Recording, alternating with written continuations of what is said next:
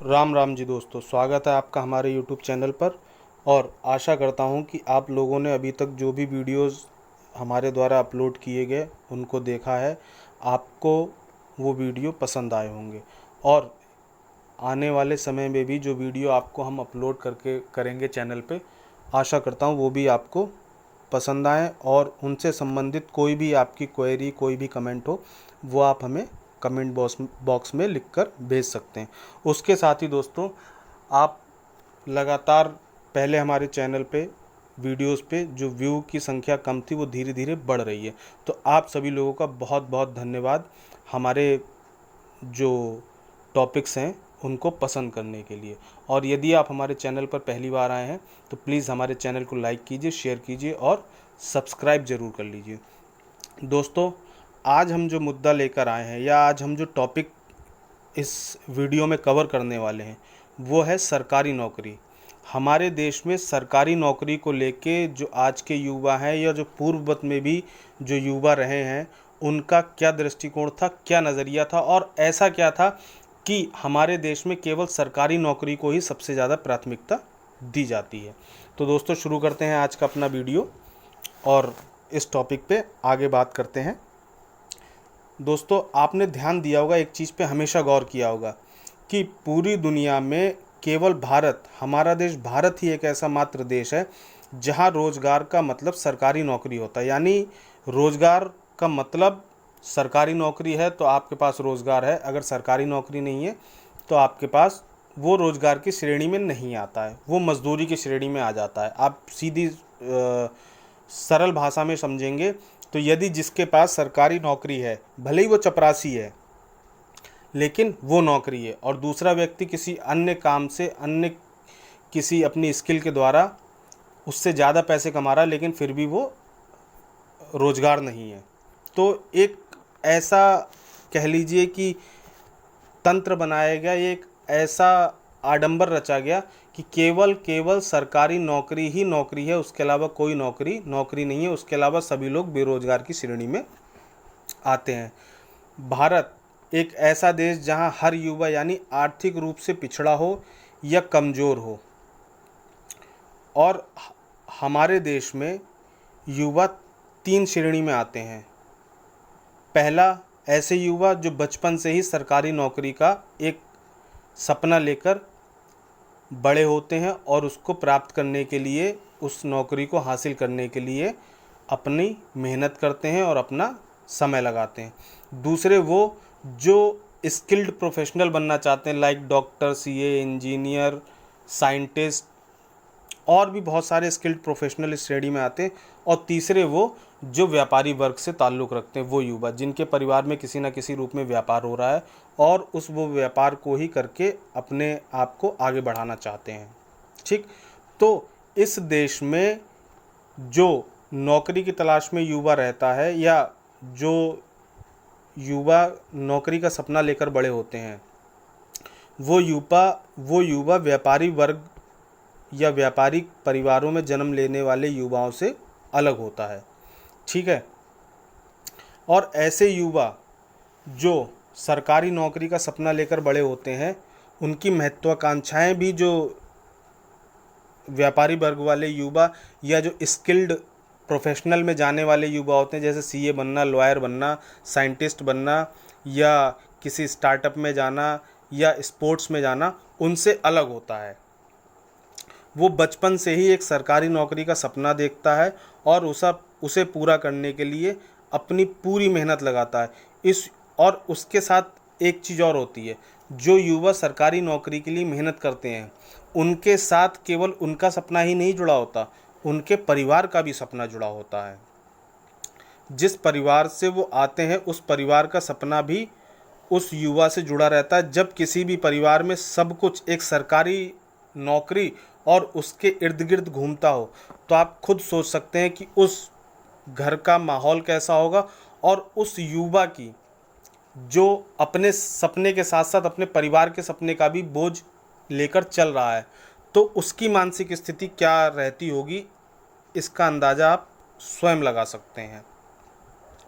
क्योंकि एक सरकारी नौकरी को पाने के लिए युवा के साथ उसका परिवार भी मेहनत करता है, क्योंकि कोई भी लड़का या कोई भी बालक या बालिका जब सरकारी नौकरी की तैयारी करता है तो परिवार वाले भी उसके साथ उतना ही मेहनत करते हैं जितनी वो करता है। बस फ़र्क इतना है कि उसकी मेहनत दिखाई देती है और परिवार की मेहनत दिखाई नहीं देती। क्यों? क्योंकि माँ बाप अपनी तरफ से उस बालक को किसी भी प्रकार की कोई तकलीफ़ अपनी क्षमता के अनुसार नहीं होने देते। चाहे घर में कोई परेशानी हो, लेकिन फिर भी उसको उस परेशानी से दूर रखते हैं कि क्योंकि वो सरकारी नौकरी की तैयारी कर रहा है, वो नौकरी की तैयारी कर रहा है, उसके लिए संघर्षरत है, तो उसे किसी प्रकार की दिक्कत ना हो। यदि उस युवा को नौकरी मिल जाती है तो सब कुछ ठीक हो जाता है। दोस्तों, मेहनत के बाद अगर आपको उस मेहनत का मनवांछित फल मिल जाता है तो भगवान की बहुत बड़ी कृपा होती है और सब कुछ अच्छा हो जाता है। और यदि उसके विपरीत परिस्थितियां बन जाती हैं, आपकी मेहनत का आपको वैसा फल नहीं मिल पाता, तो फिर आप इस बात से, इन परिस्थितियों से अंदाज़ा लगा सकते हैं कि उस युवा के, उस व्यक्ति के खुद की और उसके परिवार की स्थिति परिस्थिति कैसी होती है। आज का हमारा असल मुद्दा यही है कि सरकारी नौकरी क्या है, एक बनाया हुआ सपना है या वास्तविकता है, इसको देखने की ज़रूरत है। देखिए दोस्तों, असली मुद्दा शुरू होता है जब युवाओं को सरकारी नौकरी नहीं मिलती है। तब जिनको मिल गई उनका वो सपना पूरा हो गया, लेकिन जिनको नहीं मिली उनका क्या? क्योंकि इस देश में सरकारी नौकरी और सरकार दो अलग अलग व्यवस्थाएं जरूर हैं, ये सबके सामने है, किंतु इस देश में इस व्यवस्था को एक पहलू यह भी है कि सरकार और सरकारी नौकरी कभी भी एक दूसरे से अलग नहीं है, ये एक दूसरे के पूरक होते हैं, या कह लीजिए सहयोगी होते हैं। क्यों? क्योंकि सरकार किसी की भी हो, कैसी भी हो, जब सरकारी नौकरी मिलती है तो वो युवा या वो व्यक्ति एक तंत्र के नीचे काम करता है, और जो तंत्र सरकारी तंत्र होता है। और सरकारें परमानेंट नहीं होती, बदलती रहती हैं, आज इसकी है कल उसकी है। तो उन सरकारी नौकरियों में भी एक पार्टी विशेष या दल विशेष के लिए सॉफ्ट कॉर्नर रहता है। इसलिए मैंने ये बात बोली कि सरकारी नौकरी और सरकार एक दूसरे के पूरक होते हैं, क्योंकि इस देश में सरकारों द्वारा सरकारी नौकरी का सपना बेचा गया।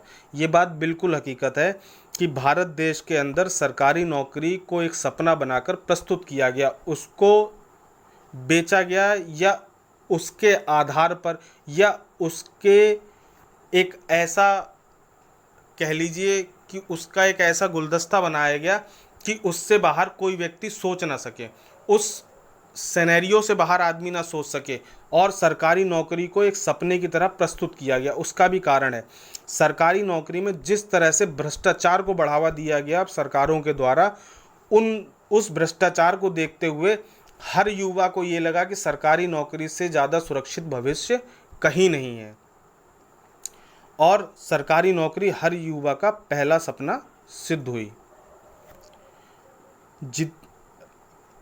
बेचा गया। और जितने भी माध्यम और निम्न स्तरीय जनसंख्या, उनको इस सपने से अलहदा सोचने ही नहीं दिए गए। यानी जो भी मध्यवर्गीय और निम्न वर्गीय परिवार थे, उनको कभी सरकारी नौकरी के अलावा कुछ सोचने का मौका नहीं दिया गया, क्योंकि आज भी देश की लगभग 65% जनसंख्या ग्रामीण क्षेत्र में रहती है, देश के गांव में रहती है। और ग्रामीण क्षेत्र के युवा की पहली पसंद होती है सेना या पुलिस, और उसमें भी ग्रामीण क्षेत्र के युवा की पहली पसंद क्या है? सेना। ग्रामीण क्षेत्र का युवा, आप किसी भी इस देश के किसी भी ग्रामीण क्षेत्र में चले जाए, north to south, east to west, उसकी पहली प्राथमिकता होती है सेना में भर्ती होना। इसलिए सरकारों ने कभी कोई ऐसा काम किया ही नहीं कि बच्चे इसके अलावा भी कुछ सोच सकें, कि रोजगार की परिभाषा इसके अलावा भी और कुछ हो सकती है। आज़ादी से लेकर अब तक जिसने कभी युवाओं को यह बताने का, कोई भी सरकार रही, उसने यह बताने या समझाने का प्रयास नहीं किया कि सरकारी नौकरी एक अकेला माध्यम नहीं है रोजगार का। उसके अलावा और भी बहुत से ऐसे माध्यम हैं जिनके द्वारा आप अपने और दूसरों के लिए दोनों लोगों के लिए, खुद के लिए भी और औरों के लिए भी रोजगार की व्यवस्था कर सकते हैं। यानी कोई आप व्यापार कर सकते हैं या किसी स्किल को सीख सकते हैं या किसी सर्विस को प्रोवाइड कर सकते हैं, जिसके द्वारा आप स्वयं तो रोजगार अर्जन करेंगे ही, स्वयं तो रोजगार का सृजन करेंगे ही, और दूसरों के लिए भी रोजगार की जो सुविधा है उसको मुहैया करा सकेंगे। लेकिन कभी भी पूर्ववर्ती सरकारों ने इस पर चर्चा नहीं की, ना इस संबंध में किसी और को बताया। हाँ, 2014 के से पहले किसी को ये भी नहीं पता था स्टार्टअप क्या होता है। 2014 के बाद से भारतीय जो व्यवस्था है, भारतीय जो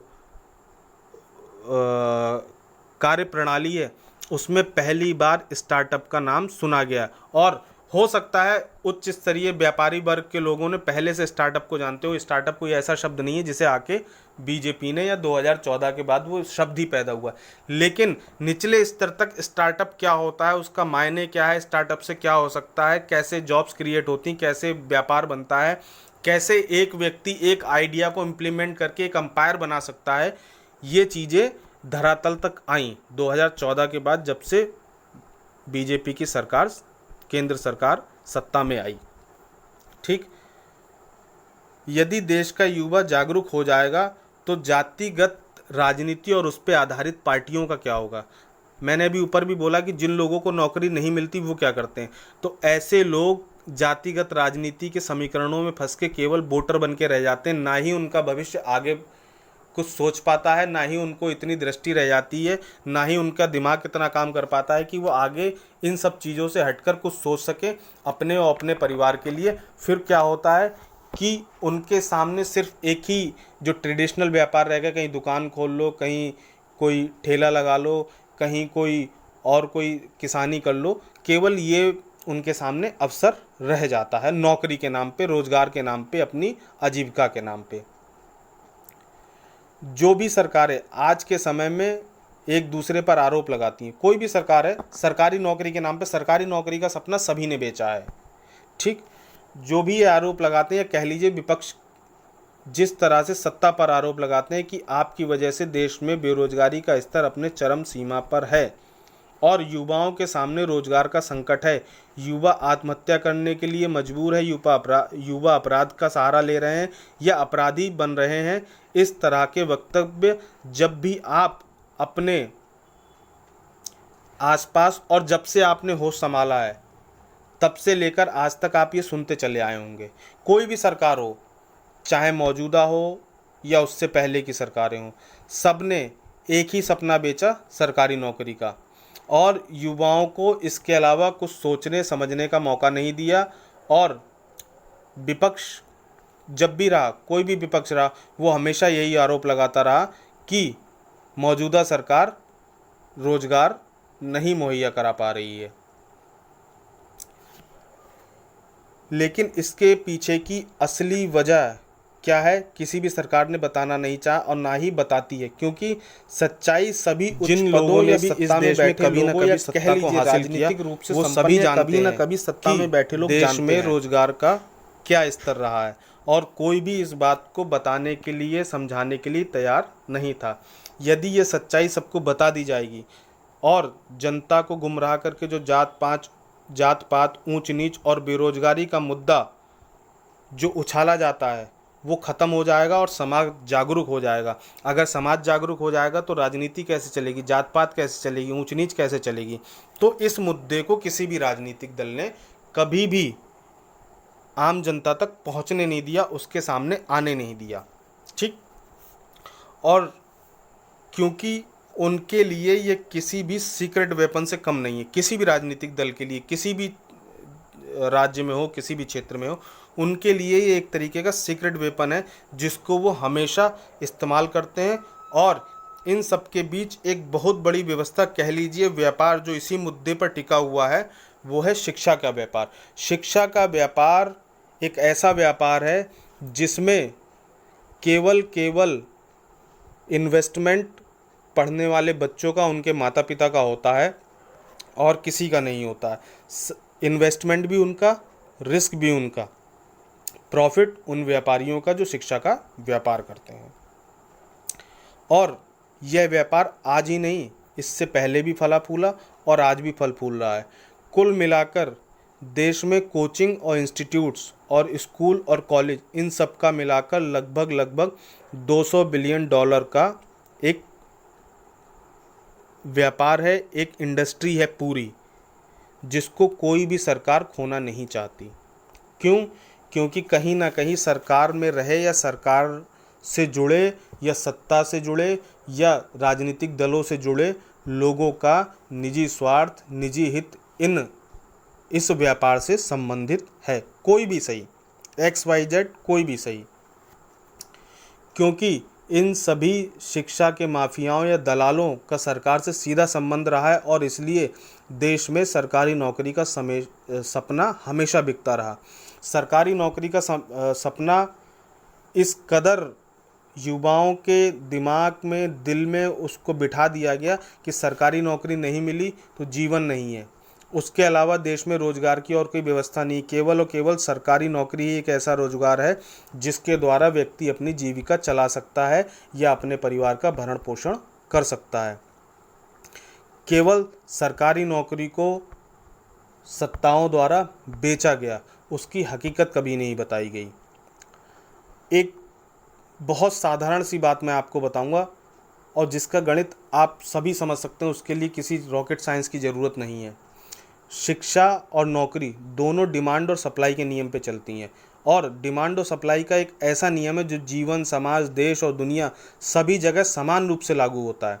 उसके लिए किसी स्पेसिफिक चीज़ की ज़रूरत नहीं है। डिमांड एंड सप्लाई का एक ऐसा नियम है जो हर जगह समान रूप से लागू होता है, चाहे आपका निजी जीवन हो, चाहे समाज हो, चाहे देश हो, चाहे प्रदेश हो, चाहे दुनिया हो। किसी भी चीज़, वस्तु या व्यक्ति की जितनी आवश्यकता हो उतनी ही संख्या या अनुपात में उसको लिया जाएगा, उससे ज़्यादा या कम नहीं लिया जा सकता।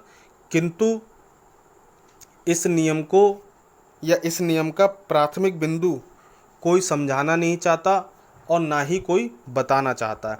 इस नियम का प्राथमिक बिंदु यही है कि जहाँ पे जिस चीज़ की जितनी ज़रूरत है उतना ही उसको लिया जाए, चाहे वो व्यक्तियों की संख्या हो, चाहे किसी वस्तु की संख्या हो या किसी सेवा की, एक तरीके से कह लीजिए कि सेवा हो। किंतु पूरे देश में जो सरकारी नौकरी या रोजगार है वह केवल 2 से 2.5% है पूरे देश में, और हमारी आबादी कितनी है? 140 करोड़। ठीक, 2 से 2.5% केवल सरकारी नौकरी जिसको हम रोजगार मानते हैं वो है, और हमारी आबादी कितनी है? 140 करोड़। आज की मौजूदा समय की ही बात करेंगे, वर्तमान की, पूर्ववत में क्या है उसको छोड़ दीजिए। 2 से 2.5%। और रोजगार करने वाले व्यक्तियों जो सरकारी नौकरियों में, उनकी रिटायरमेंट की आयु क्या है? 62 साल। अब आप खुद हिसाब लगा लीजिए कि जो व्यक्ति एक औसत आयु 25 साल की उम्र में सरकारी नौकरी, 25 से 30 साल के बीच में सरकारी नौकरी में गया और उसने स्वयं 30 से 35 साल सरकारी नौकरी की और उसके बाद उसी नौकरी के दौरान उसका बच्चा भी जवान हुआ, उसको भी सरकारी नौकरी चाहिए। और हमारे देश की जो जन्म दर है वो कितनी है? लगभग 17%। मृत्यु दर हमारी कितनी है?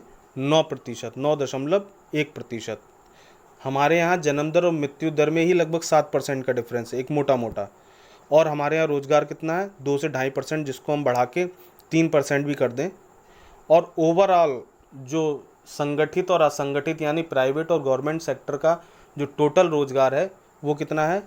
152 मिलियन लोग, यानी लगभग 15.5 करोड़ लोग। वैसे तो 15 करोड़ 20 लाख हुए। जब हमारे यहाँ सभी क्षेत्रों का मिला के रोजगार ही जो उत्पन्न होता है वो 15 करोड़ प्लस है, और हमारी आबादी भी उसी रेशो में बढ़ती है, और उसमें भी सबको सरकारी नौकरी ही चाहिए। एक मोटी सी बात। तो आप इसका सीधा हिसाब लगा लीजिए। 17% की हमारे यहाँ जन्म दर है, 9% की 9.1% की मृत्यु दर, 8% लोग वैसे भी बच गए। उनमें से भी 2%, 3% नौकरी मान लीजिए, हालांकि 2% है, 3% मान लीजिए, फिर भी 5% लोग बच जाते हैं जिनके पास रोजगार नहीं रहता है। एक मोटी साधारण मैं आपको कैलकुलेशन बता रहा हूँ।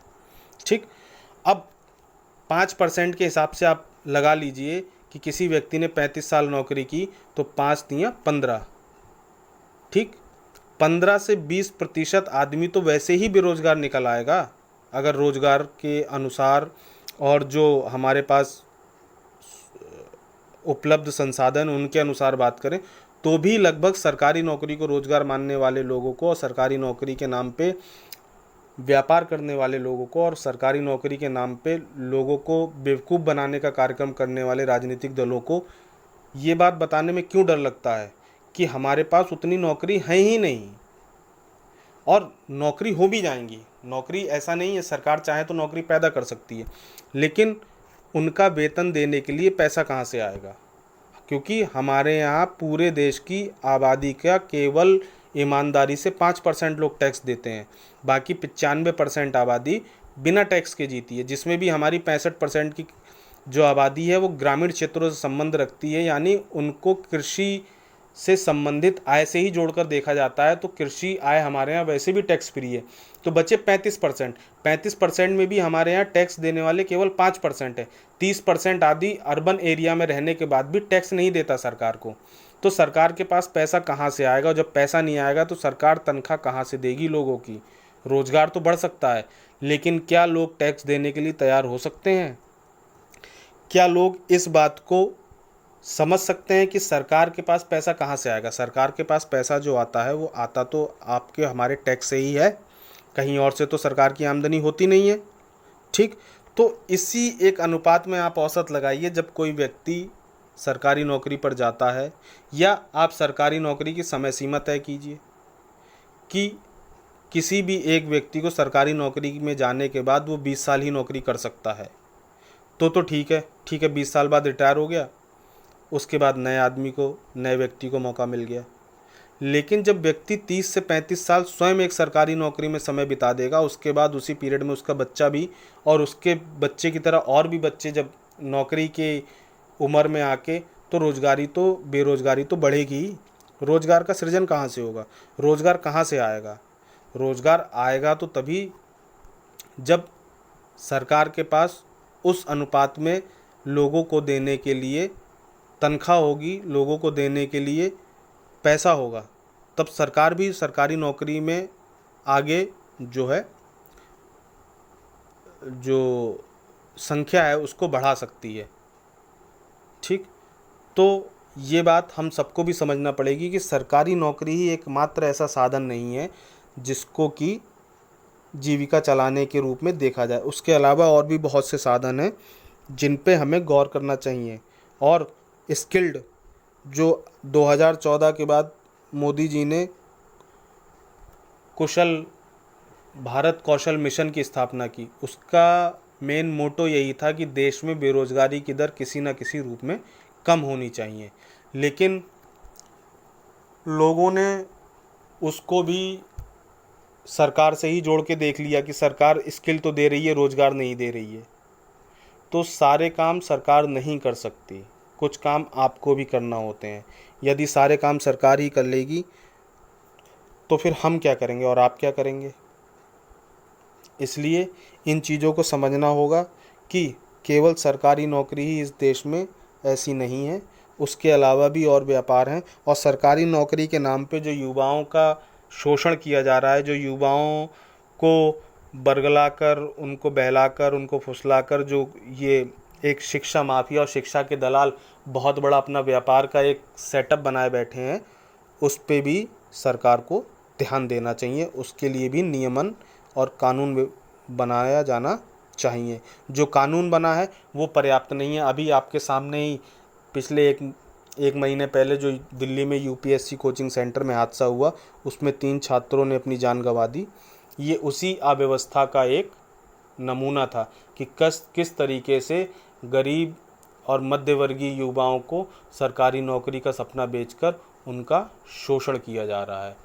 सरकारी नौकरी तो मिलती है, ऐसा नहीं। जब व्यक्ति गया है सरकारी नौकरी के लिए तो तैयारी करने जाते हैं 100 लोग, सेलेक्ट होते हैं केवल 2 या 3 लोग। तो ये जो अनुपात है और ये जो एक बीच का डिफरेंस है, जो एक उस अव्यवस्था से निराश होकर या उस समय या उस कालखंड में निराश होकर जो बच्चे निकलते हैं, उनके लिए या उनको भी इस बात को सोचना चाहिए कि सरकारी नौकरी अगर नहीं मिलती है तो उन्हें भी उसके अलावा अपने बारे में, अपने भविष्य के लिए कुछ ना कुछ एक बैकअप प्लान लेकर चलना चाहिए कि अगर हमें सरकारी नौकरी नहीं मिलती है तो उसके बाद क्या हम कोई व्यापार कर सकते हैं या हम कोई स्किल सीख सकते हैं जिससे हम आने वाली अपनी आजीविका चला सकें और ये जो स्ट्रेस भरा जीवन है इसको या इससे दूर जा सके। तो इस अंक में इतना ही दोस्तों। आशा करता हूँ आपको ये वीडियो पसंद आया होगा और आप हमारे चैनल को लाइक कीजिए, शेयर कीजिए और सब्सक्राइब कीजिए। आगे आने वाले समय में फिर मुलाकात होगी किसी नए मुद्दे के साथ। वंदे मातरम। जय हिंद।